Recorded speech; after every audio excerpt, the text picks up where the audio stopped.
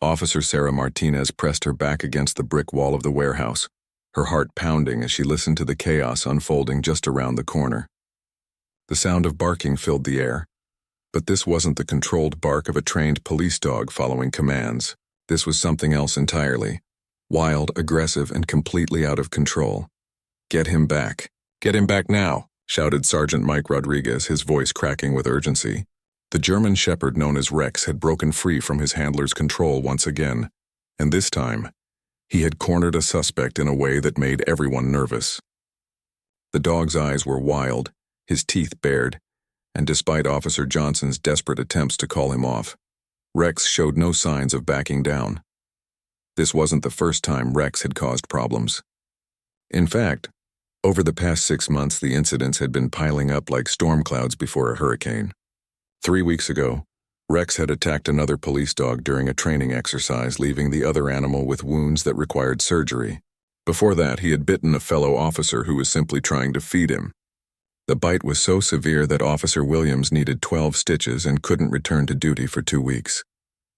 The problems with Rex started shortly after he arrived at the Riverside Police Department. He had come from a specialized training facility with impressive credentials. On paper, Rex looked perfect.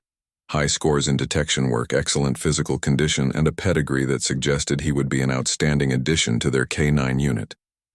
But from his very first day, something was clearly wrong. During his initial assessment, Rex had performed flawlessly in controlled environments. He could find hidden drugs with remarkable accuracy, track suspects across difficult terrain, and follow basic commands when he wanted to. The trouble was that when he wanted to part, Rex seemed to have his own agenda, and it rarely aligned with what his human partners needed him to do. The trainers tried everything they could think of. They adjusted his diet, thinking maybe food allergies were making him irritable. They changed his living conditions, giving him a larger kennel with more comfortable bedding. They even brought in a specialist from the state capital who had worked with difficult dogs for over 20 years. Nothing seemed to help. Dr. Emily Watson, the veterinarian who regularly worked with the police department's animals, had examined Rex multiple times. She found no physical problems that could explain his aggressive behavior. His joints were healthy, his vision and hearing were perfect, and blood tests showed no signs of illness or chemical imbalances. Sometimes, she told the concerned officers, a dog's behavioral issues go deeper than anything we can see or measure. Rex might have experienced trauma before he came to you, or he might simply have a personality that doesn't match what you need in a working dog. The breaking point came on a cold Tuesday morning in November. The police department had been called to assist with a drug raid at a suspected methamphetamine lab. Rex and his handler, Officer Tom Johnson, were part of the team assigned to search the building after it had been secured. Everything started normally. Rex indicated the presence of drugs in several locations, helping the team gather important evidence. But then something went wrong.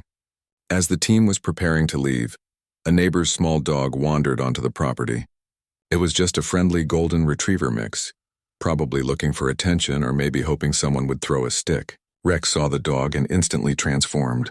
His ears flattened against his head, his lips pulled back to show his teeth, and he lunged forward with such force that he pulled the leash right out of Officer Johnson's hands. What happened next lasted only about 30 seconds.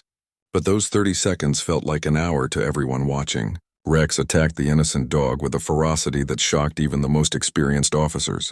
The neighbor's dog, a gentle creature named Buddy who had never hurt anyone, fought back only to defend himself. By the time the officers managed to pull Rex away, both animals were bleeding, and Buddy needed emergency veterinary care. The neighbor, Mrs. Henderson, was an elderly woman who lived alone with Buddy as her only companion. She watched in horror as her beloved pet was rushed to the animal hospital, not knowing if he would survive. Her tears and the look of complete betrayal in her eyes haunted everyone who was there that day. How could this happen? She kept asking. Buddy was just being friendly. He always greets everyone who comes to the neighborhood. That evening, Chief of Police Robert Davis called an emergency meeting. The room was filled with K-9 officers, trainers, supervisors, and anyone else who had worked with Rex. The atmosphere was heavy with disappointment and concern. Chief Davis was known for being fair and thoughtful, but his expression showed that he had reached the end of his patience. "We've tried everything," he said, his voice tired but firm. "We've given Rex every opportunity to succeed, but we can't continue to put other animals and potentially people at risk. This department has a responsibility to the community we serve, and that includes keeping everyone safe, even from our own animals." The discussion that followed was difficult but necessary. Some officers argued that Rex just needed more time and training. Others pointed out that 6 months was already longer than most departments would have given a problem dog. Officer Johnson, who had worked with Rex more than anyone else, looked exhausted. "I've tried everything I know how to try," he said quietly. "Rex is smart, and when he's calm, he's actually incredible at his job. But I can't predict when he's going to snap, and I can't control him when he does." The decision was made that night. Rex would be removed from active duty immediately. The question now was what to do with him next. Returning him to the training facility was one option, but given his behavioral issues, it was unlikely they would accept him back. Finding him a new home would be nearly impossible. What family would want a dog with such a dangerous reputation? As the meeting ended and officers began filing out of the room, everyone felt the weight of failure. They had tried their best, but sometimes, despite good intentions and hard work, things just don't work out the way you hope they will. The morning after the decision was made, Officer Johnson sat in his patrol car outside the animal shelter, staring at the building he had hoped he would never have to visit under these circumstances. Rex was in the back seat, unusually calm for once, as if he somehow understood that his life was about to change again. The drive to Riverside Animal Sanctuary had been quiet, with only the sound of Rex's breathing and the occasional whimper breaking the silence. Riverside Animal Sanctuary wasn't like the city pound. It was a no-kill shelter that specialized in helping animals that other places had given up on. The facility was run by Maria Santos, a woman in her 50s who had dedicated her entire adult life to rescuing animals that seemed beyond help. She had worked with abused horses, traumatized cats, and dogs with behavioral problems that most people would consider hopeless. When Chief Davis had called Maria the night before, she listened carefully to Rex's history. Most shelter directors would have politely declined to take such a dangerous animal, but Maria had a different perspective. "Every animal has a story," she told the chief. "Sometimes they just need someone who's willing to listen and understand what they've been through." As Officer Johnson led Rex through the shelter's front doors, Maria was waiting for them. She was a small woman with graying hair pulled back in a practical ponytail, wearing jeans and a t-shirt that had seen better days. But there was something about her presence that commanded respect, both from people and animals. Rex, who usually pulled and strained against his leash when meeting new people, walked calmly beside her as she led them to a special kennel area. "This is where we keep our special cases," Maria explained, opening the gate to a large, secure enclosure. Unlike the standard kennels, this one had extra padding on the walls, a comfortable dog bed, and toys designed to help anxious animals relax. "Rex will stay here while we figure out what's really going on with him." Officer Johnson felt a mix of relief and sadness as he watched Rex explore his new surroundings. The dog seemed genuinely curious about the space, sniffing every corner and investigating the toys. For a moment, he looked like any normal dog settling into a new home. "Do you really think you can help him?" Johnson asked. Maria had seen that hopeful but doubtful expression many times before. "I can't make any promises," she said honestly. "But I've learned that most aggressive behavior comes from fear or pain. Rex might be acting out because he's scared, confused, or trying to protect himself from something we don't understand yet. The first step is giving him time to decompress and feel safe." The plan was to keep Rex isolated for at least 2 weeks while Maria and her team observed his behavior. They would watch how he reacted to different situations, what seemed to trigger his aggressive episodes, and whether there were any patterns they could identify. During this time, Rex would have minimal contact with other animals and only work with experienced staff members who understood how to handle difficult cases. Dr. Janet Miller, a veterinary behaviorist who volunteered at the sanctuary, came to evaluate Rex 3 days after his arrival. She spent hours watching him, taking notes on everything from his body language to how he responded to various sounds and movements. Her initial assessment was both hopeful and concerning. "Rex is definitely intelligent," she told Maria after completing her evaluation. "He's also extremely alert and reactive to his environment, which could be signs of anxiety or hypervigilance. The good news is that he doesn't show signs of true aggression. His attacks seem to be based on fear responses, rather than a desire to hurt others. This distinction was important. Dogs with fear-based aggression could often be helped with the right approach, while dogs with predatory or dominance-based aggression were much more difficult to rehabilitate. Rex's behavior suggested that he might have experienced trauma early in his life, possibly before he even arrived at the police training facility. During his first week at the sanctuary, Rex's behavior was unpredictable. Some days he seemed almost normal, eating his food, playing with toys, and even wagging his tail when staff members approached his kennel. Other days he would pace anxiously, refuse to eat, and growl at anyone who came near. The staff learned to read his moods and adjust their interactions accordingly. Maria decided to try something different. Instead of following the typical rehabilitation protocol, she began spending quiet time just sitting near Rex's kennel. She didn't try to pet him or give him commands. She simply sat in a chair about 10 feet away, sometimes reading a book, sometimes just watching him. At first, Rex was suspicious and would retreat to the far corner of his enclosure whenever she appeared. But gradually, something began to change. After several days of these quiet sessions, Rex started showing curiosity about Maria's presence. He would watch her read, tilting his head when she turned pages or made small sounds. Eventually, he began lying down closer to where she sat, though he still maintained what he clearly considered a safe distance. The breakthrough came during Rex's second week at the sanctuary. Maria was sitting in her usual spot when a thunderstorm rolled through the area. The loud crashes of thunder and flashes of lightning sent many of the shelter animals into a panic, but Rex's reaction was different. Instead of becoming more agitated, he seemed to shrink into himself, trembling and whimpering in a way that had nothing to do with aggression. Maria watched as this powerful, dangerous dog transformed into something that looked more like a frightened puppy. His ears were flat against his head, his tail was tucked between his legs, and he was breathing rapidly. Without thinking about the potential danger, Maria moved her chair closer to his kennel and began speaking in a soft, reassuring voice. "It's okay, Rex," she whispered. "You're safe here. The storm will pass and no one is going to hurt you." To her amazement, Rex actually seemed to respond to her words. His breathing slowed slightly, and he looked at her with an expression that seemed less like fear and more like hope. That night, Maria called Dr. Miller to discuss what she had observed. "I think Rex's problems might stem from some kind of trauma associated with loud noises or chaotic situations," she explained. The police work might have been triggering his anxiety, making him react defensively. Dr. Miller was intrigued by this theory. "It would explain why his behavior was so unpredictable," she said. "If certain sounds or situations reminded him of something traumatic, he might have been living in a constant state of stress. That kind of chronic anxiety can definitely lead to aggressive outbursts." As Rex's third week at the sanctuary began, Maria started implementing a specialized treatment plan designed to help him build confidence and reduce his fear responses. The work was slow and required patience, but there were small signs of progress. Rex began taking treats from staff members, and he no longer growled when people approached his kennel during his calm periods. The real test would come when they eventually tried to introduce him to other animals again. But first, Maria wanted to make sure Rex felt truly secure in his environment. She had learned over the years that rushing the rehabilitation process often led to setbacks that could undo weeks of progress.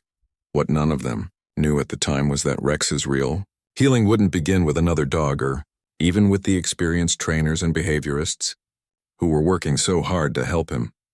It would begin with a 7-year-old girl named Emma, who would arrive at the sanctuary in just a few days, and whose unique way of seeing the world would unlock something in Rex that no one else had been able to reach. Emma Rodriguez had been visiting Riverside Animal Sanctuary every Saturday morning for the past 2 months, and it had quickly become the highlight of her week. At 7 years old, she possessed the kind of fearless curiosity that many adults envied, and her blindness had never seemed like a limitation to her. If anything, it had sharpened her other senses to an extraordinary degree. She could identify different dogs by their breathing patterns, tell when a cat was nervous by the sound of its movements, and sense emotions in animals that even experienced handlers sometimes missed. Her mother, Carmen Rodriguez, had started bringing Emma to the sanctuary as part of what their doctor called animal-assisted therapy. Emma had been born with a rare genetic condition that left her completely blind, and while she had adapted remarkably well to her disability, her parents were always looking for activities that would help her build confidence and social skills. When Carmen heard about the sanctuary's volunteer program for children, it seemed like a perfect fit. Maria Santos had been hesitant at first. The sanctuary was home to many animals with behavioral issues, and having a blind child around could potentially be dangerous. But after meeting Emma and seeing how naturally she interacted with animals, Maria's concerns quickly disappeared. Emma had an almost magical ability to calm nervous or frightened creatures. Dogs that barked at everyone else would quiet down when she approached. Cats that hid from human contact would come out to investigate her gentle presence. On this particular Saturday morning, Emma was making her usual rounds with her mother and Jessica, one of the sanctuary's regular volunteers. They had visited the cat room, where Emma had spent time with the tabby named Whiskers, who was recovering from surgery. They had checked on the rabbits, including a particularly friendly one named Coco, who always seemed to know when Emma was coming and would hop to the front of his enclosure to greet her. As they walked toward the main dog area, Jessica mentioned that they had a new resident. "There's a dog named Rex who arrived a few weeks ago," she explained. "He's been through some tough times and he's still learning to trust people. We probably shouldn't visit him today. He's not quite ready for visitors yet." But Emma had already stopped walking. She stood perfectly still, her head tilted slightly to one side in the way she did when she was focusing intently on something. "Where is he?" she asked quietly. Jessica looked confused. "Where is who, sweetie?" "The sad dog," Emma said matter-of-factly. "I can hear him. He's not far away and he sounds very sad." Carmen and Jessica exchanged glances. They were in the main part of the shelter, surrounded by dozens of dogs, many of which were making various sounds. How Emma could single out one particular animal from all the noise was beyond their understanding. But they had learned to trust her instincts when it came to animals. "Rex is in the special care area," Jessica said carefully. "But Emma, this dog has had some problems with people. We need to be very careful around him." Emma nodded seriously, but she was already walking in the direction her ears had led her. They followed, finding themselves outside the secured area where Rex was housed. Through the reinforced fence, they could see him lying in the far corner of his enclosure, his back turned to the world. He wasn't making any obvious sounds, but Emma was right. There was something unmistakably sad about his posture. Maria appeared from the office area, looking surprised to see them near Rex's kennel. "Oh, you found our special guest," she said, walking over to join them. "Emma, this is Rex. He's been having a hard time lately, so we're giving him some space to feel better." Emma stepped closer to the fence, causing the adults to tense slightly. But Rex didn't react aggressively. In fact, he didn't react at all. He remained curled up in his corner, seemingly unaware that anyone was there. "He's not dangerous," Emma said with the kind of certainty that made adults question their own perceptions. "He's just scared." "How can you tell?" Maria asked, genuinely curious. She had spent weeks observing Rex and had come to a similar conclusion, but it had taken her much longer to reach that understanding. Emma was quiet for a moment, concentrating. "His breathing is fast, but not angry fast. It's worry fast. And his body sounds all tight, like when I get scared during thunderstorms. He's trying to make himself as small as possible so nobody will notice him." The accuracy of Emma's assessment was startling. Maria had observed exactly those behaviors in Rex, but it had taken her extensive experience with traumatized animals to recognize them. Emma had identified them within seconds of arriving at his kennel. "Can I talk to him?" Emma asked. The adults looked at each other uncertainly. Rex hadn't shown any aggressive behavior for several days, but he also hadn't shown much interest in interacting with anyone. Still, Emma was outside the kennel, separated by a strong fence, so it seemed safe enough to let her try. "Okay," Maria said, "but let's be very quiet and gentle." Emma nodded and moved even closer to the fence. She didn't reach through the bars or make any sudden movements. Instead, she simply sat down cross-legged on the ground and began to speak in a voice so soft that the adults had to strain to hear her. "Hi, Rex," she whispered. "My name is Emma. I heard you over here by yourself and I thought maybe you might be lonely. I get lonely sometimes too, especially when I'm in a new place and don't know anyone yet." Rex's ears twitched slightly, the first sign that he was aware of her presence. "I can't see you," Emma continued. But that's okay because I don't see anybody. I use my ears instead of my eyes, and my ears tell me that you're a very big dog with very big feelings. Sometimes having big feelings can be scary, can't it? This time Rex lifted his head slightly, though he still didn't turn around. I bet you were very good at your job before you came here, Emma said. I bet you tried really hard to do what people wanted you to do. But sometimes, even when we try our best, things don't work out the way we want them to. That's not your fault, though. Sometimes things just happen. The adults watched in amazement as Rex slowly began to turn toward Emma's voice. His movements were cautious, but there was no sign of the aggression or defensive posturing they had come to expect from him. Would you like to come a little closer? Emma asked. You don't have to if you don't want to. I'll just sit here and keep you company for a while. For a long moment, nothing happened. Then, with movements that seemed almost hesitant, Rex began to crawl across his enclosure toward the fence. He stopped about 6 feet away from Emma, close enough to see her clearly but far enough away to maintain what felt like a safe distance. Emma smiled, though she couldn't see him approaching. There you are, she said softly. I knew you were brave enough to come say hello. You have a very nice voice when you breathe. It sounds strong and kind. Rex tilted his head, studying this small human who spoke to him so differently than anyone else ever had. There was no command in her voice, no expectation that he should do anything other than be exactly who he was in that moment.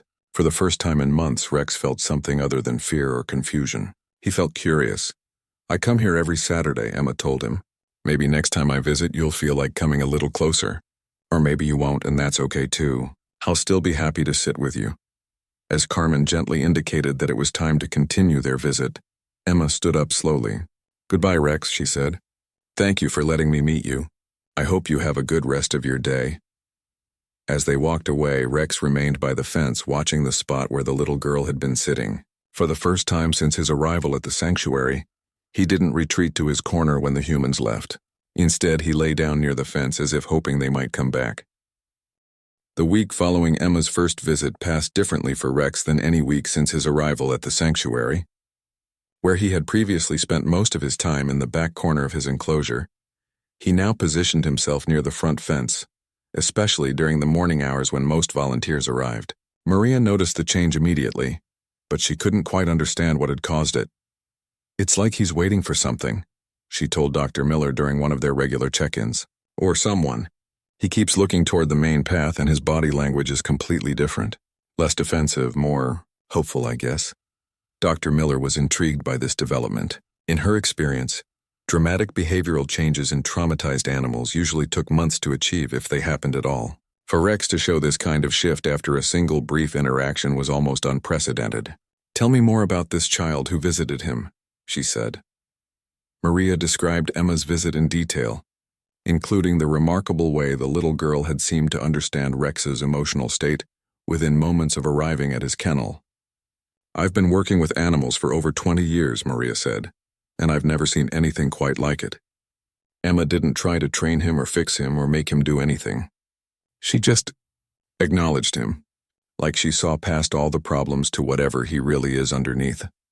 As Saturday approached, the sanctuary staff found themselves almost as eager as Rex seemed to be for Emma's return. Jessica had volunteered to work that day specifically because she wanted to observe the interaction more closely. Even Dr. Miller arranged to be present, curious to see if the previous week's encounter had been a coincidence or something more significant. When Emma arrived with her mother, Rex was already waiting by the fence. His posture was alert but relaxed, and his tail gave a small wag when he heard familiar voices approaching. This was the first time anyone at the sanctuary had seen Rex wag his tail at all. Good morning, Rex, Emma called out as they approached his enclosure. I'm back just like I promised. How was your week? Rex responded with a soft whine, a sound that conveyed neither distress nor aggression.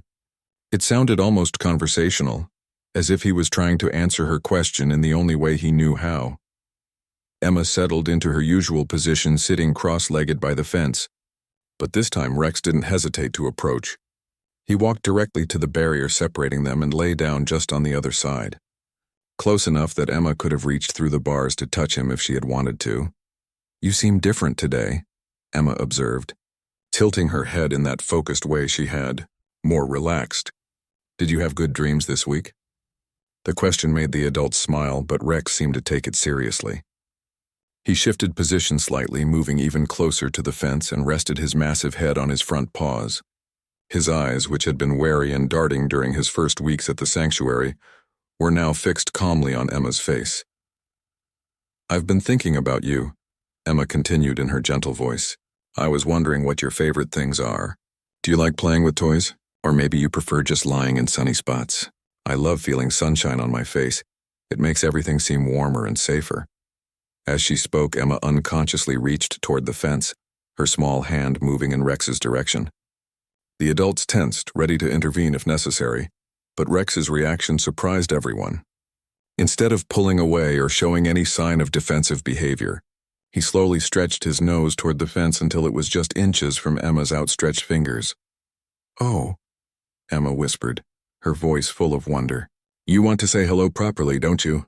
Very carefully, with the kind of deliberate movement that suggested she understood the significance of the moment, Emma moved her hand closer to the fence.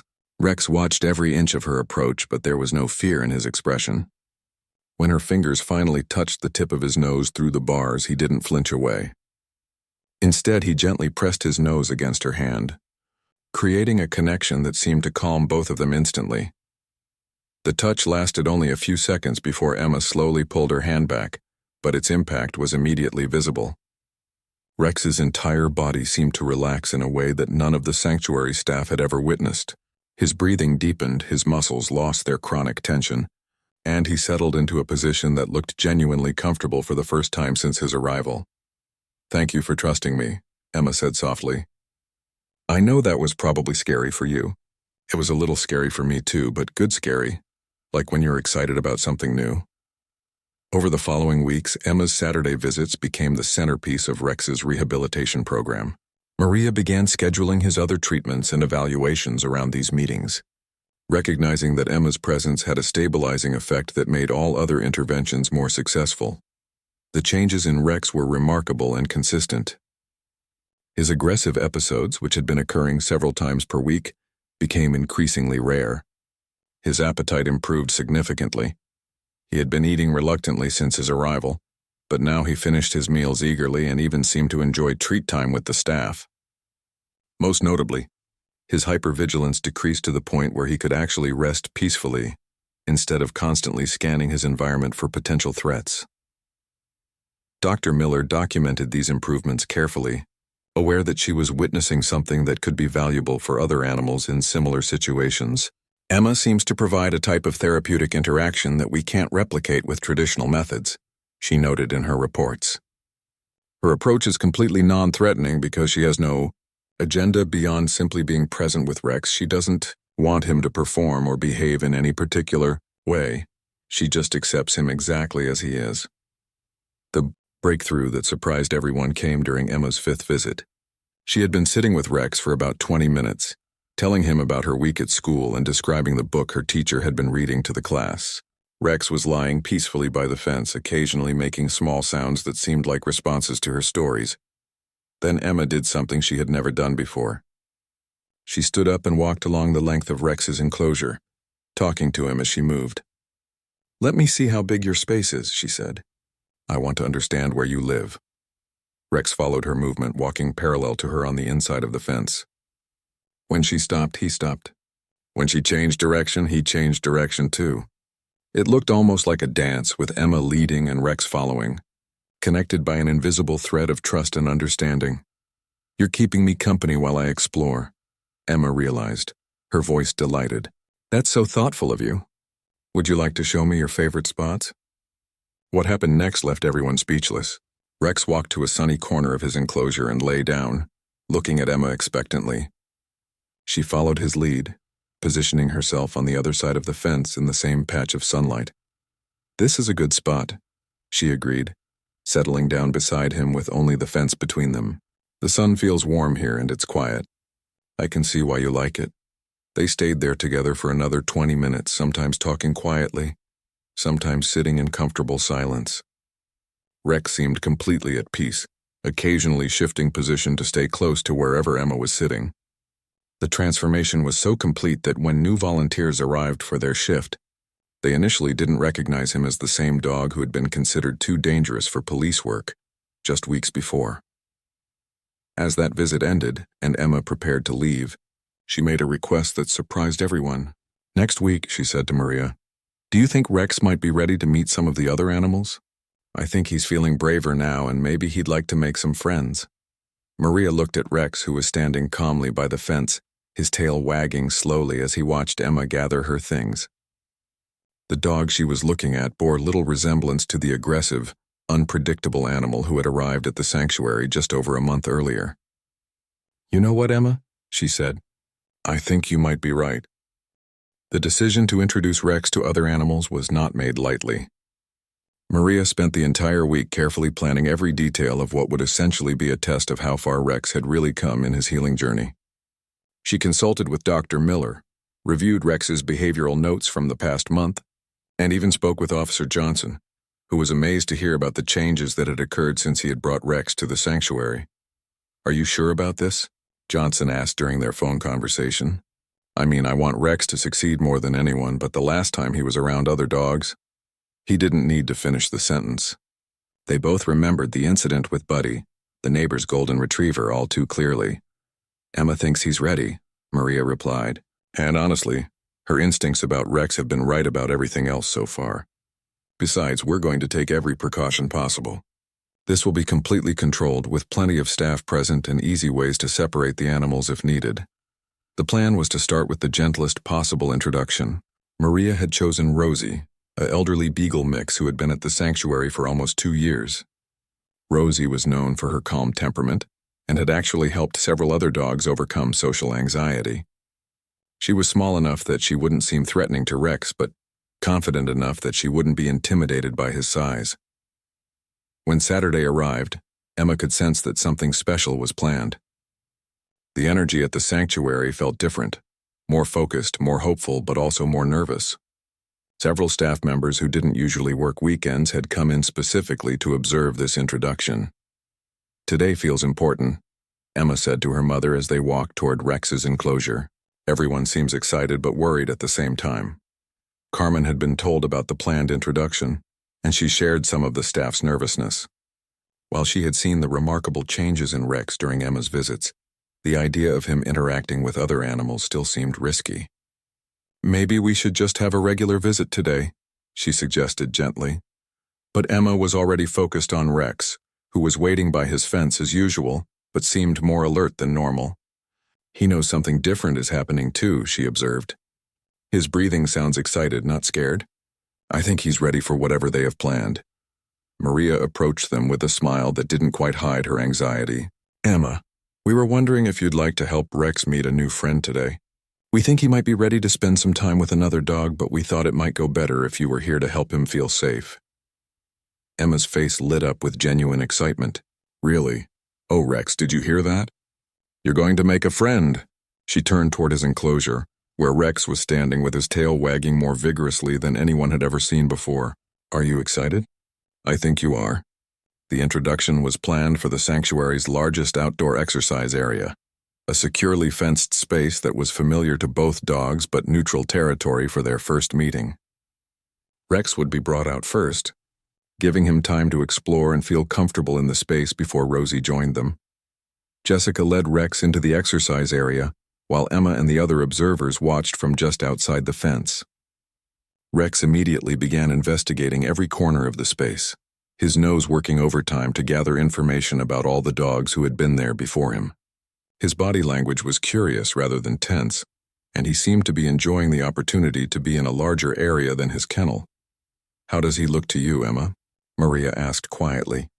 Emma listened intently to Rex's movements and breathing patterns. "He's happy," she said with confidence. "A little nervous, maybe, but happy nervous, not scared nervous. Like when you're about to try something new that you think will be fun." After Rex had been in the space for about 10 minutes, Maria gave the signal to bring out Rosie. The elderly beagle trotted into the exercise area with the kind of calm confidence that comes from years of experience meeting new dogs. She immediately spotted Rex, who had frozen in place when he noticed her presence. For a moment, that felt much longer than it actually was. The two dogs simply looked at each other across the space, Rex's entire body was tense, but not in the aggressive way the staff had learned to fear. This tension seemed to come from uncertainty rather than hostility. "It's okay, Rex," Emma called out softly. "That's Rosie. She's very nice and she wants to be your friend. You don't have to do anything special, just be yourself." Rosie, apparently deciding that formal introductions were taking too long, began walking slowly toward Rex. Her approach was casual and non-threatening, with her tail wagging gently and her posture relaxed. Rex watched her every move, but he didn't back away or show any signs of defensive behavior. When Rosie got within about 10 feet of Rex, she stopped and sat down, giving him space to decide what he wanted to do next. It was a perfectly executed canine greeting, polite, patient, and respectful of boundaries. Rex studied Rosie for several long seconds, tilting his head in a way that reminded everyone watching of how he often looked at Emma. Then, in a move that surprised everyone, he took a step toward her, then another.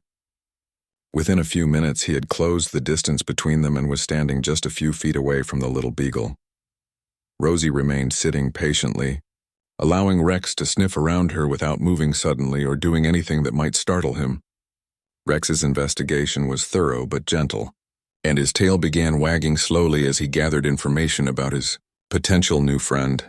The moment that made everyone hold their breath came when Rosie finally stood up and approached Rex for her own sniffing session. Rex stood perfectly still, allowing her to inspect him in return. There was no growling, no baring of teeth, no signs of the aggression that had made him too dangerous for police work. "They like each other," Emma announced happily. "I can tell by how they sound. Their breathing is relaxed and their movements are all gentle and curious." As if to confirm Emma's assessment, Rex suddenly playbowed, dropping his front end low while keeping his rear end up, the universal canine invitation to fun. Rosie responded immediately with a playbow of her own, and within seconds, the two dogs were engaged in a gentle game of chase around the exercise area. The sight of Rex playing was something none of the staff had ever imagined they would see. This was the same dog who had been considered irredeemably aggressive just 2 months earlier. And here he was romping around with another dog like any normal, happy pet. "I can't believe what I'm seeing," Dr. Miller murmured, taking notes as quickly as she could write. "The transformation is beyond anything I thought was possible." The play session lasted for nearly an hour, with both dogs taking breaks to rest, but always returning to their game. Rex seemed to have remembered how to be a dog, not a working animal with a job to do, not a problem to be solved.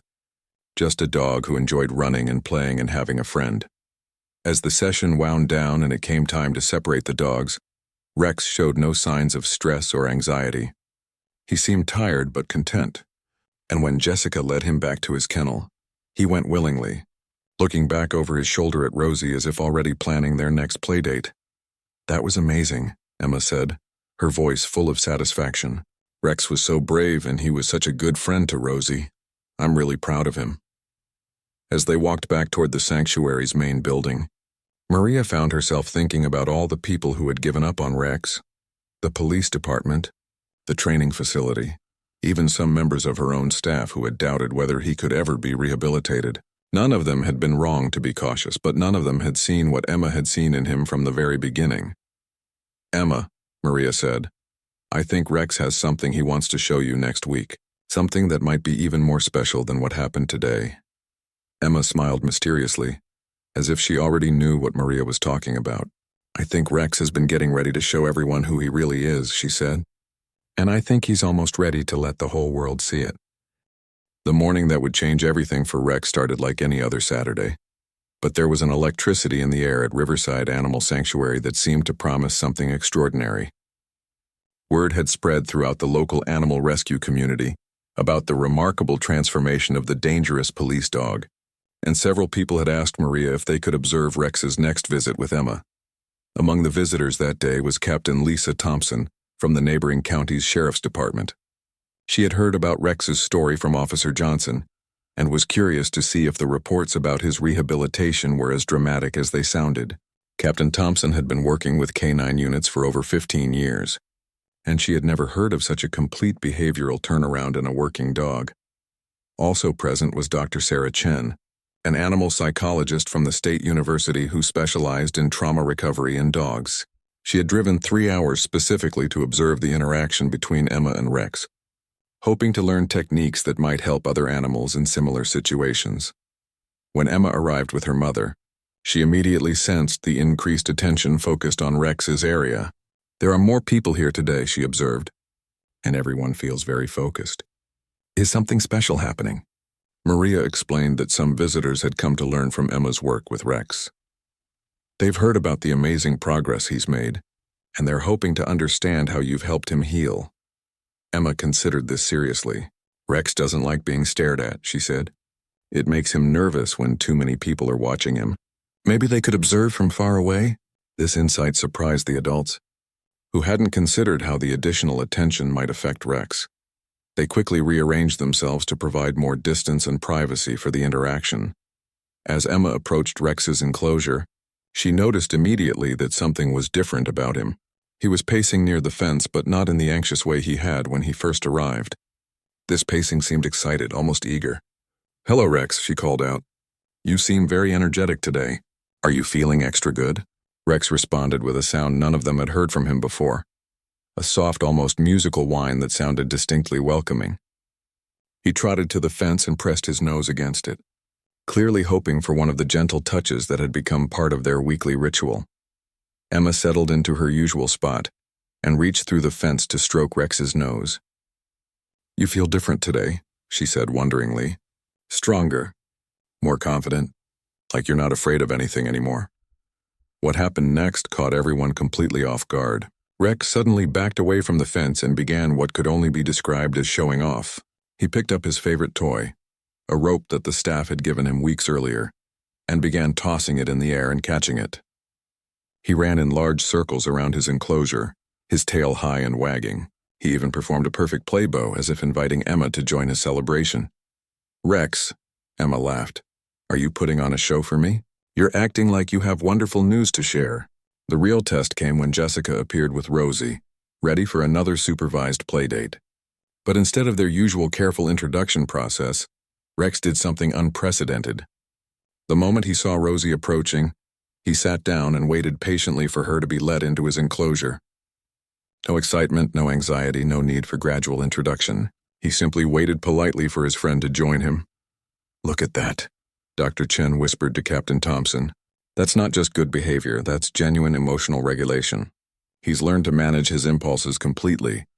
But the truly extraordinary moment was yet to come. About 20 minutes into the playdate, a commotion erupted from the main kennel area. A new arrival, a large, aggressive dog that had been seized from a fighting operation, had somehow broken free from his restraints and was charging toward the exercise area where Rex, Rosie, and Emma were spending time together. The escaped dog was clearly dangerous, his eyes wild and his intentions hostile. Several staff members were chasing after him, but he was fast and had a significant head start. He burst through the first gate of the exercise area and was heading directly toward the smaller enclosure where Emma sat just outside the fence. In that split second, Rex made a choice that revealed the true extent of his transformation.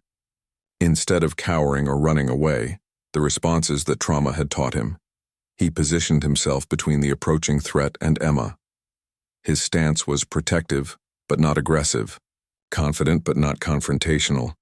"No," Rex said, not with a bark or a growl, but with a single firm, deep sound that carried absolute authority. The approaching dog stopped dead in his tracks, confused by Rex's unexpected response. This wasn't the reaction he had been expecting from what he assumed would be another victim. Rex didn't advance or attack. He simply stood his ground, radiating a calm strength that seemed to fill the entire space. His message was clear. He would not allow any harm to come to the little girl who had shown him what trust felt like. The escaped dog, faced with Rex's unwavering composure, seemed to deflate. The wild aggression in his eyes dimmed, replaced by uncertainty. When the staff members finally caught up and secured him with catch poles, he offered no resistance. Throughout this entire incident, which lasted less than 2 minutes, Emma had remained perfectly calm. "Rex protected me," she said matter-of-factly, as if there had never been any doubt that he would. He wasn't scared at all. He was just very, very brave. The observers were stunned into silence. Captain Thompson, who had seen countless working dogs in action, had never witnessed such a complete display of controlled courage from an animal that had once been considered unmanageable. "That wasn't just protective behavior," Dr. Chen said, her voice filled with amazement. "That was conscious choice-making under extreme stress." Rex assessed the situation, recognized the threat, and chose the most effective response without being overcome by his own fight-or-flight instincts. But perhaps the most telling moment came after the danger had passed. Rex immediately returned to Emma's side, pressing his nose against the fence where she sat. His breathing was slightly elevated from the adrenaline, but there was no sign of the hypervigilance or anxiety that used to follow any stressful event. "Thank you for keeping me safe," Emma whispered, reaching through the fence to touch his head. "I always knew you were brave, but now everyone else knows it too." Rex responded by settling down next to the fence, his body completely relaxed. The incident that might have triggered weeks of behavioral setbacks in his past had apparently been just another moment to him now. A moment where he had chosen love over fear, protection over self-preservation. As word of the incident spread throughout the sanctuary, staff members who had worked with Rex during his early weeks came to see him. They found it difficult to believe that this calm, confident dog was the same animal who had once been too dangerous for anyone to handle safely. Officer Johnson, who had been called and arrived just as the excitement was winding down, stood outside Rex's enclosure with tears in his eyes. "I'm sorry," he said quietly, though it wasn't clear if he was speaking to Rex, to Emma, or to himself. "I'm sorry we didn't understand what you needed." Emma looked up at the police officer with the kind of wisdom that sometimes comes from seeing the world differently than everyone else. "Rex wasn't broken," she said simply. "He was just lost. Sometimes when you're lost, you need someone to believe in you before you can find your way home." That evening, as the sanctuary settled into its nighttime routine, Rex lay peacefully in his kennel, surrounded by the toys and comforts that had accumulated over the weeks of his recovery. For the first time since his puppyhood, he was not just a working dog or a problem dog or a rescue dog. He was simply Rex, whole, healed, and ready for whatever came next. 3 months after the incident that had proven Rex's complete transformation, Riverside Animal Sanctuary received a phone call that would change his life once again. The caller was Detective Michael Torres from the Children's Advocacy Center in the neighboring city, and he had heard about Rex's remarkable journey from aggression to healing. "We work with children who have experienced trauma," Detective Torres explained to Maria during their initial conversation. "Many of them are afraid to talk to adults about what they've been through. We've had success using therapy dogs to help these kids feel safe enough to open up, but we've never had a dog who understands trauma the way Rex seems to." The idea of Rex returning to any kind of working role might have seemed impossible just months earlier, but his transformation had been so complete that Maria found herself seriously considering the proposal. Rex had become one of the sanctuary's most trusted animals, regularly helping new arrivals learn to feel safe and even assisting with training programs for other dogs. The decision ultimately came down to Rex himself. Detective Torres visited the sanctuary to meet him, and the interaction was everything Maria had hoped it would be.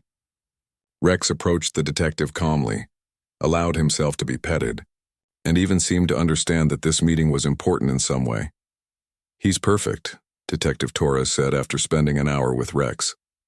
"He has the right temperament, the right energy, and most importantly, he understands what it feels like to be scared and to heal from that fear. That's something you can't train into a dog. It has to come from experience."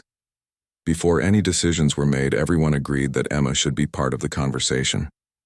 She had been Rex's guide through his healing journey, and her opinion mattered more than anyone else's. When the proposal was explained to her, Emma listened carefully, asking thoughtful questions about what Rex's new job would involve, and whether he would be happy doing that kind of work. "Will he still be able to come back and visit?" she asked. "And will he have time to play and just be a regular dog sometimes?" Detective Torres assured her that Rex would have a balanced life with plenty of time for rest and play, and that he would always be welcome to visit the sanctuary whenever he wanted to. Emma sat quietly for several minutes, processing this information. Finally, she walked over to Rex's enclosure, where he was waiting patiently as if he understood that an important decision was being made about his future. "Rex," she said softly, There are some children who are scared and sad, and they need someone who understands how that feels. Do you think you'd like to help them feel better the way you helped me feel better when I first met you? Rex's response was immediate and clear. He stood up, walked to the fence, and placed his paw against the spot where Emma's hand rested on the other side of the barrier. It was a gesture that had become their special way of connecting, and everyone watching understood that he was saying yes. The transition to Rex's new role was carefully planned and gradual. He spent several weeks at the Children's Advocacy Center, getting used to the environment and meeting the staff members he would be working with.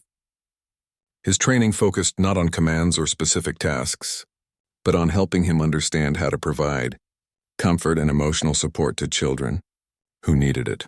The first child Rex worked with was a 6-year-old boy named Marcus who had been through experiences that had left him afraid to speak to adults.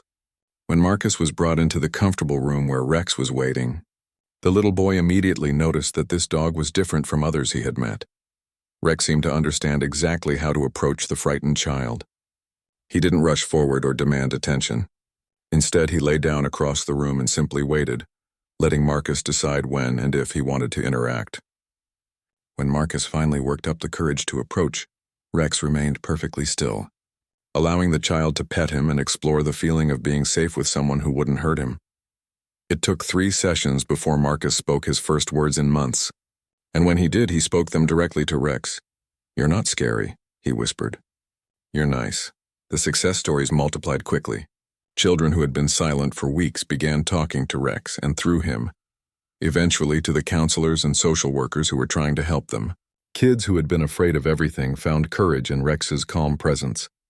Children who had forgotten how to trust discovered that they could depend on this gentle giant who seemed to understand their pain.